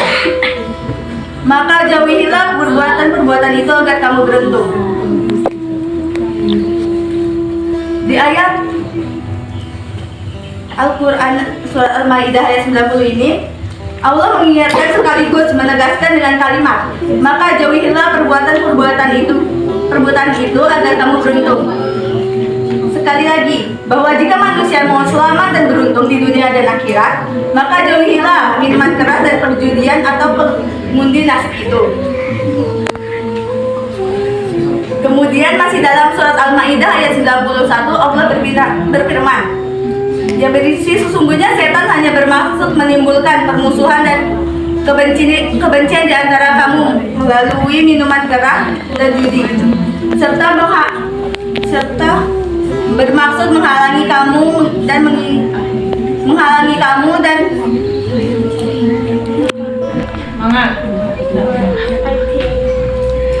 sesungguhnya setan hanya bermaksud menimbulkan permusuhan dan kebencian di antara kamu melalui minuman keras dan judi, serta bermaksud menghalangi dan mengingat Allah dan melaksanakan sholat, maka tidaklah kamu berhenti. Sementara itu ancaman dan siksaan bagi para peminum minuman keras termasuk di dalam narkoba terungkap dalam salah satu hadis yang diceritakan oleh sahabat Abdullah bin Umar radhiyallahu anhu berkata, diriwayatkan dari baginda Nabi Shallallahu Alaihi Wasallam, sesungguhnya telah para peminum akan dihadirkan di akhirat kelak dengan wajah yang menghitam, kedua mata yang pucat, lidah yang terjulur hingga ke dada, dan kedua betis yang mengalir sesuatu yang seumpama darah. Mereka akan dipertontonkan dan dilecehkan di hadapan manusia. Subhanallah, sungguh mengerikan dan amat pedih siksaan Allah kelak di akhirat bagi orang-orang yang berani melawan larangan Allah untuk tidak minum minuman keras atau khamr Dengan demikian dapat dikatakan bahwa ketika seorang minum minuman keras, maka itu berarti sama halnya ia tidak menginginkan keselamatan dan keberuntungan. Dampak buruk yang ditimbulkan dari minum minuman keras dan penyalahgunaan narkoba tidak berbahaya bagi tubuh, namun berbahaya juga bagi jati diri, moral, dan akhlak seseorang. Sebagaimana kita ketahui, sudah banyak korban yang menistakan manusia karena dampak buruk meminum minuman keras dan narkoba, seperti kematian sia-sia atau mati su'ul khotimah karena overdosis. Terjadinya peningkatan angka kriminalitas di masyarakat, mulai dari peracunan, tawuran, perkelahian, pemerkosaan, bahkan sampai pembunuhan. Fakta-fakta tersebut menjadi keprihatinan kita bersama dan telah menjadi persoalan bangsa. Karenanya, pemerintah telah menetapkan negara kita Indonesia tercinta dalam status darurat menguras dan narkoba. Untuk itu, tidaklah cukup hanya menjadi tanggung jawab pemerintah saja atau beban tugas seorang penyuluh agama Islam, ustadz, kiai, dan guru. Namun kita semua harus mampu bersinergi dalam mencegah pertambahan angka korban akibat dari minuman keras narkoba di masyarakat. Bersama membangun negeri kita ini melalui sistem pendidikan dan akhlak yang baik dimulai dari diri kita. Kemudian menjelaskan madharat miras dan narkoba kepada keluarga, anak, cucu, dan lingkungan masyarakat kita. Teman-teman sekalian, marilah kita jaga diri, keluarga, lingkungan dari bahaya efek buruk minuman keras, narkoba, dan penjurian. Semua ini agar kita termasuk orang-orang yang beruntung selama di dunia dan akhirat. Sekian materi yang dapat saya sampaikan. Mohon maaf sebesar-besarnya jika ada kesalahan kata ataupun perbuatan saya. Saya mohon sebesar-besarnya. Baiklah, saya pamit undur diri. Saya akhiri. Wassalamualaikum warahmatullahi wabarakatuh. Assalamualaikum warahmatullahi wabarakatuh.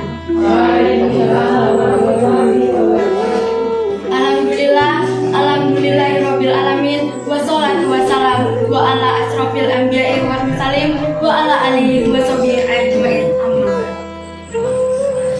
Yang saya hormati Ibu Suryati SPI selaku guru agama beserta kawan-kawan yang saya cintai. Pertama-tama, marilah kita panjatkan puja dan puji syukur kepada Allah Subhanahu wa Ta'ala yang telah memberikan kita taufik hidayahnya sampai saat ini. Salawat serta salam semoga selalu tercurahkan kepada baginda kita Nabi besar Nabi Muhammad SAW. Pada kesempatan kali ini saya akan membawakan dakwah yang berjudul merubah insecure menjadi bersyukur.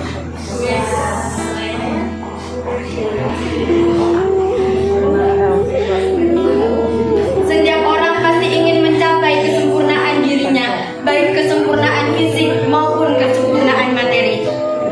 Tapi seperti yang kita lihat pada era globalisasi dan era digital pada saat ini, fisik seringkali menjadi masalah bagi seseorang.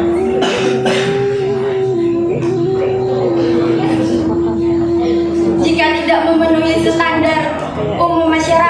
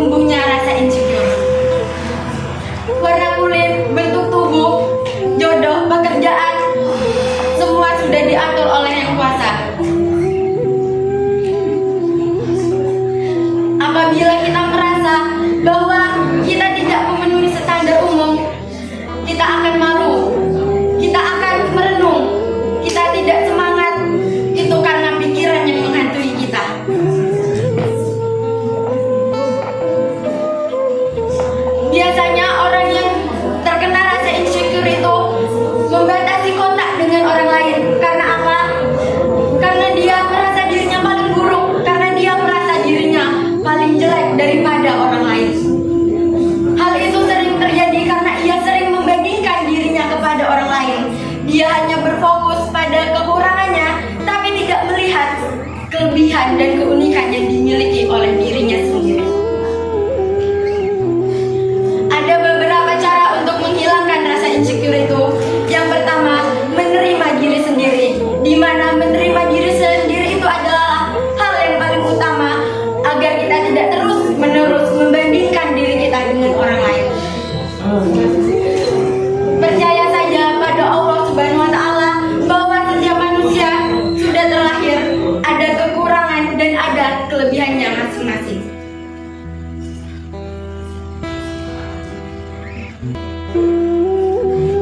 Apabila seseorang sudah mencintai dirinya sendiri dan sudah menerima dirinya sendiri, maka perkataan orang baik atau buruk tidak akan berpengaruh pada hidupnya.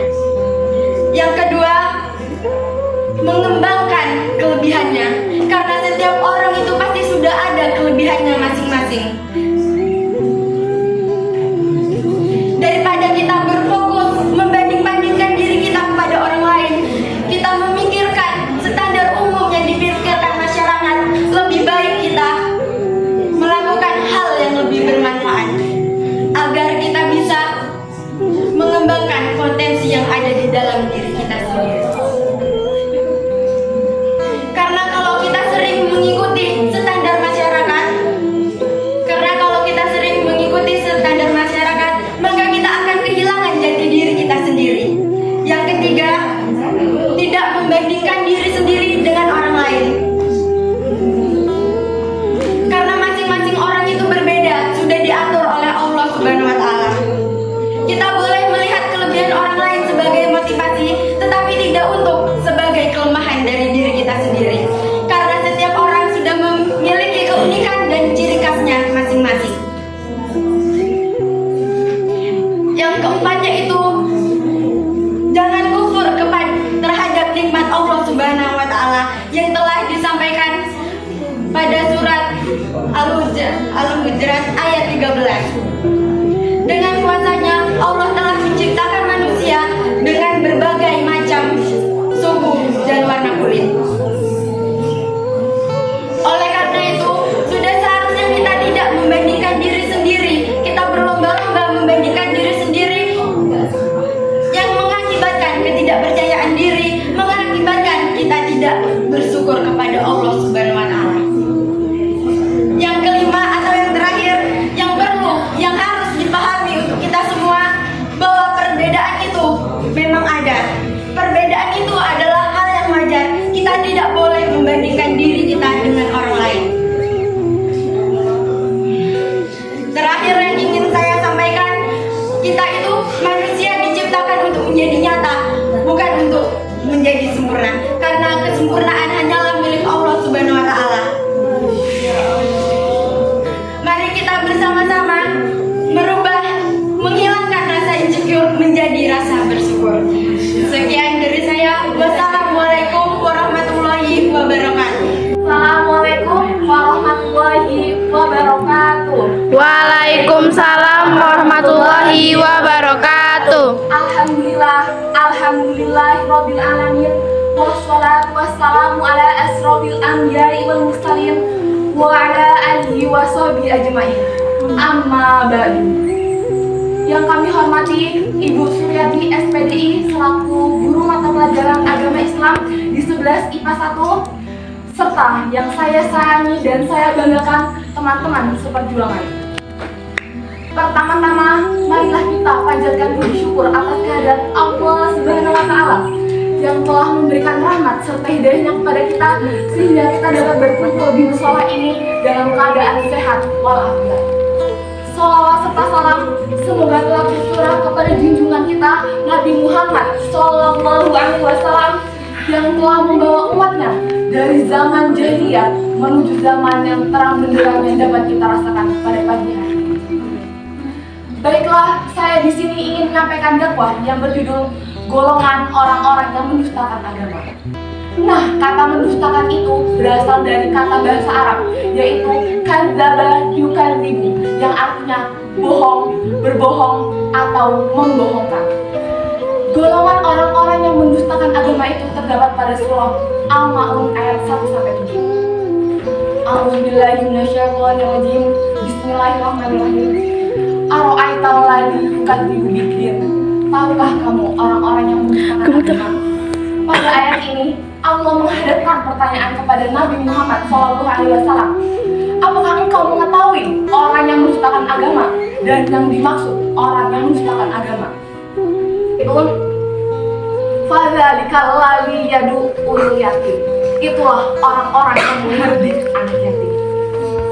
Nah, orang-orang tersebut adalah contoh orang yang ketika anak yatim yang datang kepadanya lalu dia menolak serta membentak anak yatim tersebut. Sallallahu alaihi wasallam bersabda, As-Sa'id bin Sa'id radhiyallahu anhu qala Rasulullah sallallahu alaihi wasallam, ana wa kafilu fi jannati haka bisabati wa wusta wa faraja bainahuma. Rawahul Bukhari. Dari Sahal bin Sa'ad radhiyallahu anhu berkata, Rasulullah sallallahu alaihi wasallam bersabda, saya dan orang yang mengasuh atau memelihara anak yatim kelak di surga seperti ini keadaannya. Beliau mengisyaratkan jari telunjuk dan jari tengah, lalu beliau megangkan di antara keduanya. Kita semua dapat masuk ke dalam surganya Allah. Amin. Amin. Baiklah, ayat selanjutnya menerangkan tentang golongan orang-orang yang mendustakan agama, yaitu wala yaguddu ala ta'amil miskin, dan tidak menganjurkan memberi makan orang miskin. Kita tidak bisa membantu ketika kita tidak bisa memberi makan orang miskin, maka kita menganjurkan kepada teman-teman kita untuk melakukan hal demikian. Ayat selanjutnya yaitu fawailul lil musallin, celakalah bagi orang-orang yang melakukan sholat, alladzina hum an sholatihim sahun, yaitu orang-orang yang lalai dalam sholatnya. Orang-orang yang lalai dalam sholatnya ini, yang dimaksud dari lalai yaitu orang-orang yang melakukan sholat tidak semestinya dan orang-orang yang menunaikan sholat tidak pada waktunya. Orang-orang yang melaksanakan sholat tidak semestinya yaitu orang-orang yang mengucapkan dengan lidahnya dan melakukan dengan tubuhnya tetapi tidak sampai ke hatinya. Orang-orang yang mengucapkan secara lidahnya tapi dia tidak sadar apa yang dia ucapkan. Orang-orang yang lalai dan tidak menyadari apa yang dia lakukan oleh tubuhnya, maka itu adalah orang-orang yang celaka. Orang-orang yang tidak menunaikan sholat pada waktunya yaitu orang-orang yang ketika melakukan suatu kegiatan berbarengan dengan mereka mendengarkan suara azan dan mereka lebih memilih kegiatan tersebut dan meninggalkan sholat tersebut. Mereka lebih memilih untuk mengerjakan dan melanjutkan kegiatan tersebut dibandingkan mereka mengambil air wudhu dan menuju ke masjid untuk melaksanakan sholat. Seharusnya mereka melaksanakan sholat zuhur jam setengah 1 dan dia melaksanakan zuhur jam 2. Untung saja malaikat Israel tidak mencabut nyawa dia. Kalau malaikat Israel mencabut nyawa dia, maka dia akan mati dalam keadaan su'ul khotimah. Na'udzubillahi min Zalit. Oke, baiklah teman-teman. Ada satu hal yang saya soroti pada ayat tersebut, yaitu kita sholat aja bisa celaka, apalagi kita tidak melakukan sholat. Nah, mulai dari sekarang, marilah teman-teman semua untuk orang yang mendustakan agama, yaitu alladzina hum yura'un, yaitu orang-orang yang berbuat riya. Nah, Allah menjelaskan lebih lanjut mengenai golongan orang-orang yang mendustakan agama, yaitu orang-orang yang berbuat riya, orang-orang yang melakukan suatu kegiatan hanya ingin dipuji, hanya ingin mendapat pujian dari orang lain, tetapi dia tidak mengharapkan ridho Allah. Maka orang-orang tersebut adalah orang-orang yang rugi. Dia hanya mendapat pujian, tapi tidak dapat mengambil berkah yang telah ia lakukan. Ayat selanjutnya yaitu wa yamna'unal ma'un, dan orang-orang yang enggan memberi bantuan. Orang-orang tersebut adalah orang-orang yang tidak ingin memberi hartanya kepada orang lain, walaupun sedikit maupun banyak. Orang-orang itu tersebut bisa dikatakan pelit. Contohnya seperti ada orang yang datang kepadanya ingin meminta minum kepadanya, dan orang itu mengatakan ketika dia tidak diberikan minum maka dia akan mati. Nah, seseorang tersebut jika tidak memberikan minum kepada orang itu, maka orang itu akan dosa karena orang itu akan mati ketika tidak diberikan minum. Sampai-sampai sebagian ulama mengatakan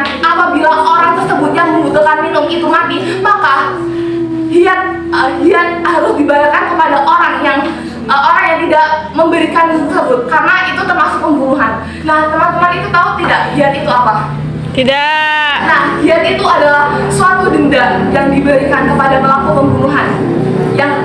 Yang memberikan itu adalah orang yang melakukan pembunuhan tersebut. Tadi kan orang itu berkata kalau misalkan dia tidak memberikan minum maka dia akan mati, dan orang itu sengaja tidak memberikan minum maka orang itu termasuk orang yang membunuh.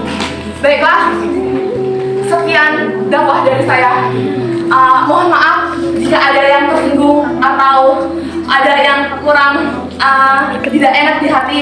Saya mohon maaf yang sederhana. Saya bukan bermaksud untuk menyinggung atau menyindir kalian, tetapi saya ingin mengajak teman-teman semua untuk mengupgrade diri kita untuk menjadi lebih baik, karena sejatinya belajar menjadi dari yang tidak baik menjadi lebih baik, dan dari yang tidak paham menjadi lebih paham. Oke, baiklah, sekian dakwah dari saya. Saya akhiri. Wassalamualaikum warahmatullahi wabarakatuh. Assalamualaikum warahmatullahi wabarakatuh. Waalaikumsalam warahmatullahi wabarakatuh. Alhamdulillahirabbil alamin. Assalatu wassalamu ala asrofil anbiya'i wal mursalin wa ala alihi washabihi ajma'in. Amma ba'du.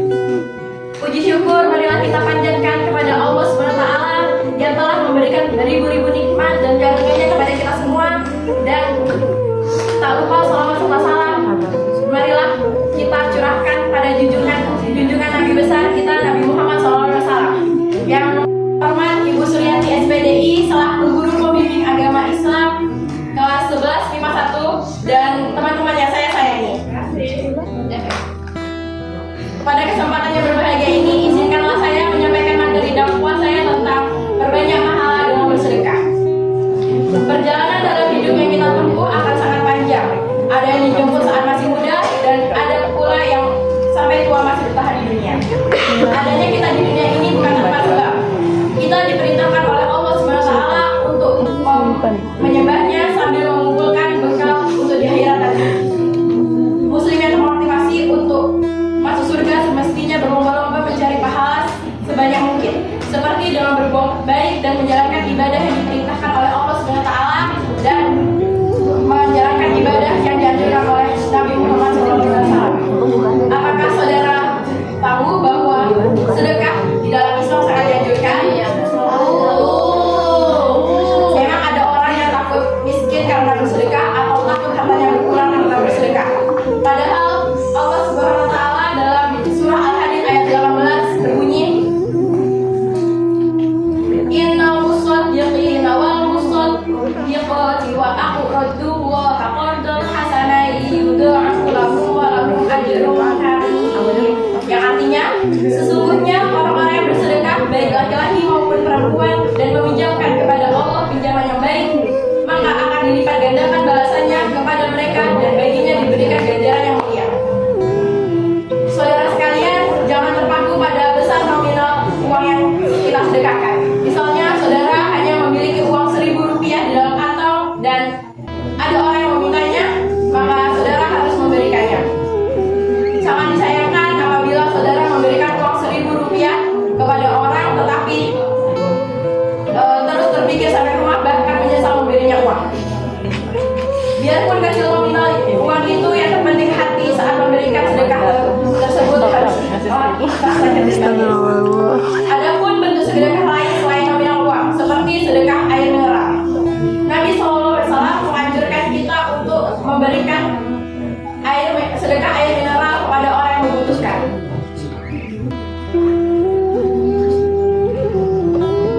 Selama dimanfaatkan dengan baik air itu, maka selama itu pula pahala mengalir untuknya hingga hari kiamat.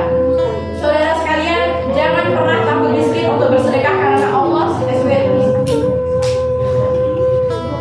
Saudara sekalian, jangan pernah takut miskin untuk bersedekah karena Allah SWT sudah menjanjikan pahala yang berlipat ganda dari bersedekah yang saudara keluarkan, dan akan membalasnya meskipun bukan dalam bentuk uang. Semakin besar saudara bersedekah, maka semakin banyak amal rezeki yang mengalir pada saudara sekalian. Demikianlah dakwah singkat yang bisa saya sampaikan. Atas kekurangan dalam penyampaian saya mohon maaf.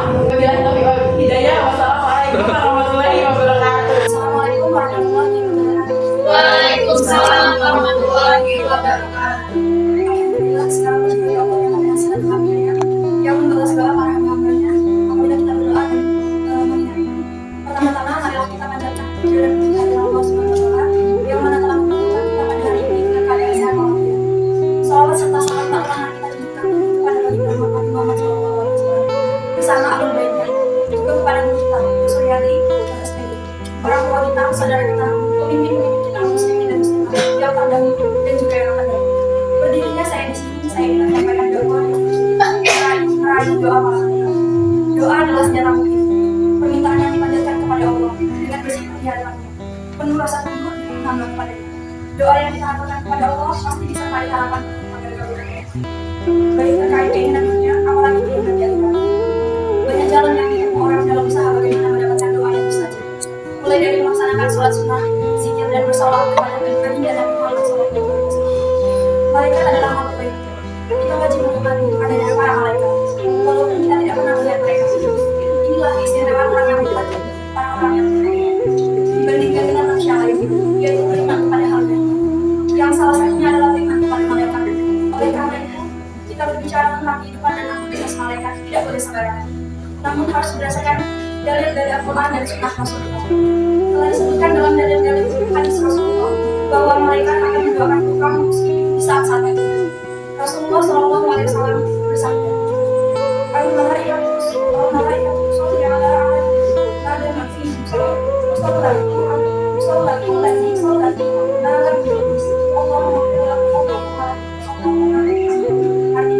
para malaikat akan selalu bersolawat kepada salah satu seorang di antara kalian selama ia berada di tempat dia melakukan salat. Hal ini selama ia punya pembatal. Para malaikat berkata, Ya Allah, ampunilah ia, ya Allah, saya kembali. Riyadus Shalihin, riwayat Al-Bukhari, hadis nomor 1062. Faedah hadis 1. Malaikat bersolawat, maksudnya adalah malaikat meminta ampun dan kasih sayang. 2. Salawat dalam hadis yang artinya, para malaikat akan selalu bersolawat kepada salah satu seorang di antara kalian selama ia berada di tempat dia melakukan salat. Hal ini selama ia punya pembatal. Para malaikat berkata, Ya Allah, ampunilah ia, ya Allah, saya kembali. Riyadus Shalihin, riwayat Al-Bukhari, hadis nomor 1062. Faedah hadis 1. Malaikat bersolawat, maksudnya adalah malaikat meminta ampun dan kasih sayang. 2. Salawat dalam hadis yang di atas mencakup dua jenis salat, baik salat fardu maupun salat sunnah. 3. Permohonan ampun dari malaikat itu bersifat umum untuk dosa kecil maupun dosa besar. Hal ini tidak terlarang dan tidak terlarang, dan Allah yang mengamani ia tidak berbuat syirik. 4. Anjuran untuk memperlama duduk di tempat melaksanakan sholat untuk mendapat doa dari malaikat. Riyadus Shalihin, Tahzib kita dalil Al-Quran halaman 390. Demikian pembahasan ini, semoga bermanfaat bagi saya dan kalian, serta kita dapat amalkan ini dengan sehari-hari. Banyak kekurangan saya, mohon maaf. Saya ucapkan terima kasih. Wassalamualaikum warahmatullahi wabarakatuh.